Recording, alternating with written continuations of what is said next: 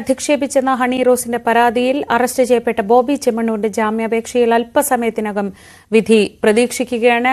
Dani Paul തുടരുന്നുണ്ട് കോടതിക്ക് മുന്നിൽ നിന്ന്. ഡാനി, നമ്മൾ ഏതാണ്ട് കഴിഞ്ഞ കുറേ സമയമായി കാത്തിരിക്കുന്നത് ഏത് തരത്തിലാണ് കോടതി ഇപ്പോഴത്തെ ഇന്ന് ഹണി റോസ് നൽകിയ പരാതിയിലുണ്ടായ വാദത്തെയും പ്രതിഭാഗത്തിന്റെ വാദങ്ങളെയും ഒക്കെ കണ്ടത് എന്നറിയാനാണ്.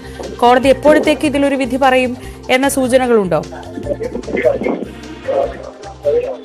നടപടികളിലേക്ക് കോടതി അതിന്റെ നടപടികളിലേക്ക് കടന്നിട്ടില്ല എന്നാണ് മനസ്സിലാക്കാൻ സാധിക്കുന്നത്.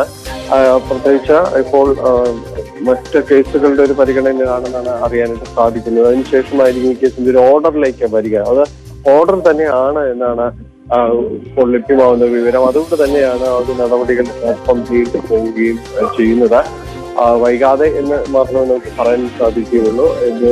എന്തായാലും കുറച്ച് സമയം കൂടി കഴിയുമ്പോൾ കോടതിയുടെ പരിഗണനയ്ക്ക് കേസ് വരുമെന്ന് തന്നെയാണ് അറിയുന്നത്. അതിൽ വിധി പ്രസ്താവം അടക്കമുള്ള ആ കാര്യങ്ങളിലേക്ക് തന്നെയായിരിക്കും കോടതി കടന്നു പോകുക എന്നാണ് മനസ്സിലാക്കാൻ സാധിക്കുന്നത്. വൈകാതെ അതിൻ്റെ ഒരു നടപടിക്രമങ്ങളിലേക്ക് അടക്കം കടക്കുകയും ചെയ്യും. കാരണം വളരെ ദീർഘമായ വാദങ്ങൾ, പ്രതിവാദങ്ങളെല്ലാം തന്നെ കേസുമായി ബന്ധപ്പെട്ട് നടത്തി കഴിഞ്ഞതാണ്.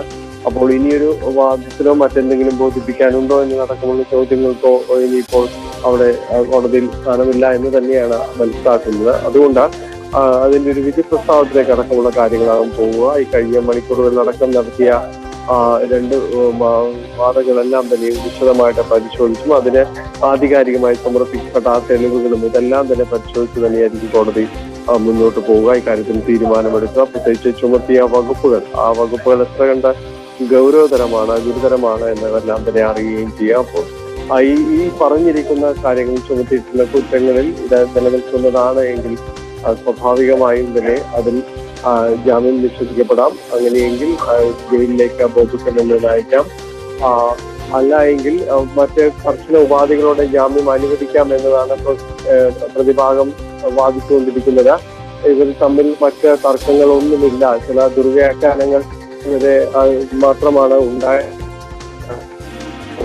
പരിഗണിക്കാവുന്നതാണ്, ജാമ്യം നൽകാവുന്നതാണ്. അതിനപ്പുറമുള്ള മറ്റു കുറ്റകൃത്യങ്ങളൊന്നും തന്നെ ചെയ്തിട്ടില്ല എന്നാണ് ബോബി ചെമ്മണ്ണൂരിന്റെ അഭിഭാഷകർ വാദിക്കുകയും ചെയ്യുന്നത്.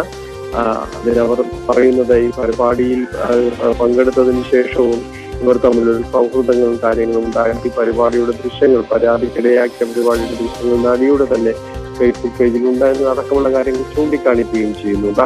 അപ്പോൾ ഇതിൽ കോടതി ഈ വസ്തുതകളെല്ലാം തന്നെ പരിശോധിക്കുകയും പരിഗണിക്കുകയും ചെയ്യും. ഒപ്പം നടിയുടെ രഹസ്യമൊഴി അടക്കം രേഖപ്പെടുത്തിയ പശ്ചാത്തലവും അതിൽ പറഞ്ഞിരിക്കുന്ന കാര്യങ്ങളും കോടതിക്ക് മുന്നിലുള്ള കാര്യങ്ങൾ തന്നെയാണ്. അപ്പോൾ ഈ വസ്തുതകളെല്ലാം തന്നെ പരിഗണിച്ചതുകൊണ്ട് തന്നെയായിരിക്കും ഈ കാര്യങ്ങളിലേക്ക് ഒരു തീരുമാനമെടുക്കുക എന്നത് തന്നെ പോകുന്നത്. എങ്ങനെ ഏത് വിധേനയും ജയിലിലേക്ക് പോകുന്നത്, സബ് ജയിലിലേക്കോ അല്ലെങ്കിൽ ജില്ലാ ജയിലിലേക്കോ പോകുന്നത് അടക്കം റിമാൻഡ് ചെയ്യപ്പെടുന്ന ഒരു നടപടി അത് ഒഴിവാക്കുക. അതിന് ഏത് വിധേനയും ലക്ഷ്യം തന്നെയാണ് ബോബി ചെമ്മണ്ണൂർക്കും തന്നെ ഉള്ളത്.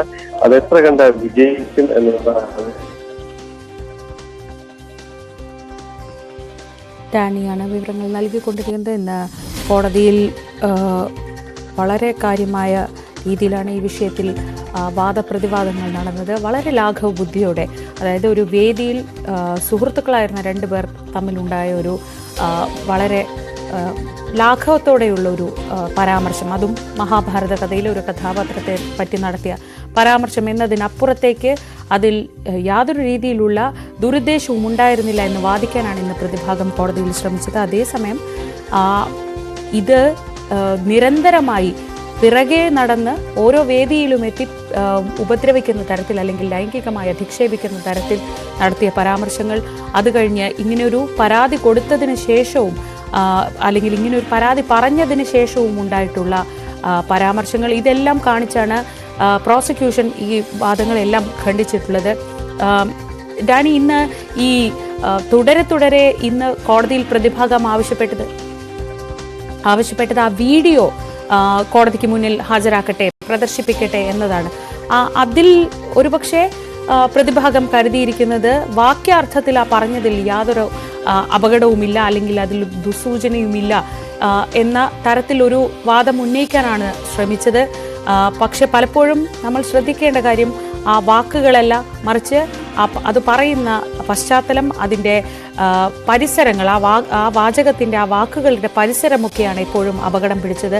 ആ തരത്തിൽ ബോബി ചെമ്മണ്ണൂർ നടത്തിയത് വളരെ ദുരുദ്ദേശപരമായ, ലൈംഗികമായി അധിക്ഷേപിക്കുന്ന തരത്തിലുള്ള പരാമർശമാണ് എന്ന തരത്തിലാണ് അതിനെ കോടതിയിൽ. അതുകൊണ്ട് തന്നെ മജിസ്ട്രേറ്റ് ഈ വീഡിയോ കാണുന്നതിൽ പ്രശ്നമുണ്ടോ എന്ന ചോദ്യത്തിന് പ്രോസിക്യൂഷൻ പറഞ്ഞത് ഈ വീഡിയോ ഇപ്പോൾ കാണേണ്ട ആവശ്യമില്ല എന്നതാണ്. എന്തായാലും ഇന്നലെ വയനാട്ടിൽ നിന്ന് ബോബി ചെമ്മണ്ണൂരിനെ കസ്റ്റഡിയിലെടുക്കുമ്പോൾ തന്നെ അദ്ദേഹം അവിടെ നിന്ന് കേരളത്തിൽ നിന്ന് പുറത്തേക്ക് പോകാനുള്ള ശ്രമം നടത്തുന്നുണ്ടായിരുന്നു എന്നാണ് അറിയുന്നത്. ആ സാഹചര്യത്തിൽ